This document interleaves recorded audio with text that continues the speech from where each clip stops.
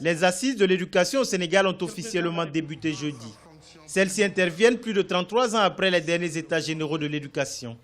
Au Sénégal, le taux d'analphabétisme est de 52%, un chiffre peu compatible avec les ambitions de développement socio-économique du pays. Le système scolaire est gangréné par de nombreux maux. Grève récurrente, baisse du niveau des apprenants, inadéquation des curricula scolaires, l'école sénégalaise est à la croisée des chemins. Aujourd'hui, l'enjeu est clair. Il s'agit de redéfinir les contours de la nouvelle école sénégalaise, porteuse de créativité et de développement. Nous les avons instruits à apprendre pour être autonomes, mais à apprendre à entreprendre parce que c'est dans l'entrepreneuriat qu'on crée la richesse. Les métiers de demain, on ne les connaît pas encore. Il faut qu'on prépare les enfants à vouloir les explorer. Mais ce qu'on doit mettre au cœur de notre stratégie, c'est l'utilité sociale. L'utilité sociale participe de plusieurs choses. Aujourd'hui, beaucoup de métiers, nous les avons négligés, des métiers de maçon, de menuisier. Pourtant, on peut bien gagner sa vie avec. Mieux, on peut transformer les choses avec. Au Sénégal, l'éducation nationale a toujours été le plus grand poste de dépense pour les finances publiques.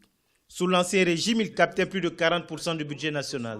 Aujourd'hui, c'est 32% du budget qui lui est consacré.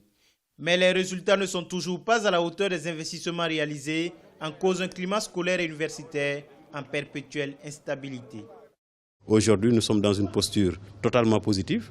Nous sommes prêts à aller dans le sens donc, de pacifier l'espace scolaire au nom de l'éducation de qualité pour tous. Mais évidemment, cela nécessite forcément que chacune des parties respecte les engagements auxquels il a souscrit. C'est-à-dire qu'il y a nécessité non seulement d'un dialogue, mais d'un accord entre les syndicats d'enseignants, le gouvernement, les parents d'élèves et les autres parties prenantes, de façon qu'à ce consensus permette de s'accorder sur ce qui doit être fait pour que tout le monde puisse fonctionner de manière normale et que l'école retrouve la paix et la stabilité. Les conclusions de ces assises de l'éducation sont très attendues.